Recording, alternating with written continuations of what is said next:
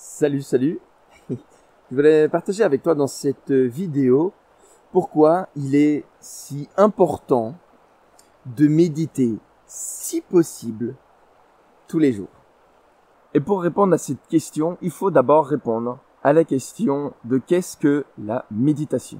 Alors petit point, je vais parler dans cette vidéo notamment de méditation yin. Je vais faire un point un jour sur une vidéo et sur mon site web la différence entre ce que j'appelle les méditations yin et les méditations yang. Donc je t'invite régulièrement à checker cette vidéo, parce que je vais tout remettre en description de cette vidéo. La méditation, donc par définition, c'est se concentrer sur un objet. Et dans notre cas, par rapport à la spiritualité, ça va être de se concentrer sur quelque chose de spirituel. Donc dans notre cas, notre méditation yin, ça va être un entraînement.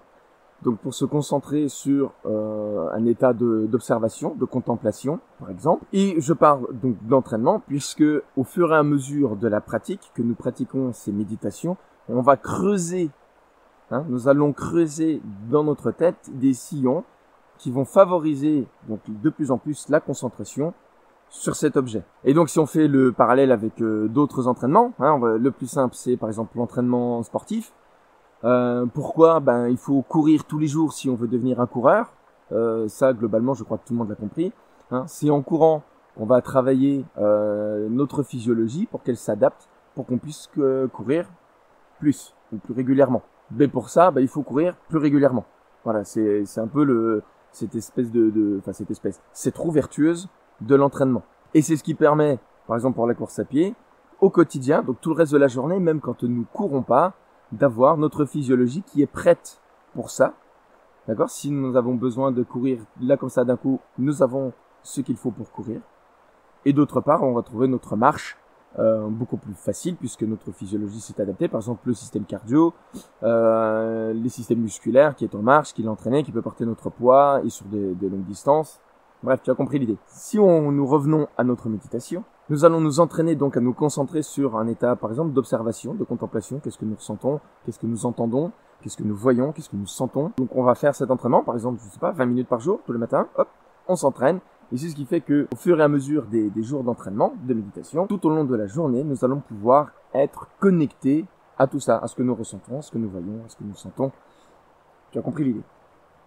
Et c'est donc pour ça qu'il est important de méditer tous les jours, si possible. Donc tous les jours, parce que c'est un entraînement, ça va être un entraînement. Déjà, ça aura un effet sur toi, comme le fait de courir tous les jours, ça a un effet dès que tu cours, mais tous les jours, ça aura un effet plus long terme. Et je dis bien si possible, parce que si tu t'entraînes tous les jours à la course à pied déjà d'un coup, ça se peut que tu pètes un câble et que tu finisses pas tous tes entraînements. Donc ça va être pareil pour la méditation.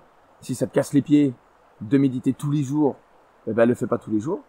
Mais il y a un moment, il va falloir quand même intensifier, on va dire, ton entraînement pour pouvoir vraiment ancrer en toi ce chemin pour te connecter à ton objet de méditation. Et donc, si possible, parce que une fois que tu as cet entraînement, si tu sautes 1 ou 2 entraînements, il n'y a pas mort d'homme. Je veux dire, c'est pas grave.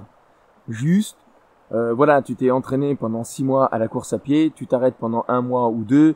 Il se peut que quand tu reprennes, tu sois un petit peu essoufflé, que tu doives te reconnecter à tes mouvements, à ta respiration, et ainsi de suite. Et il en va de même pour la méditation.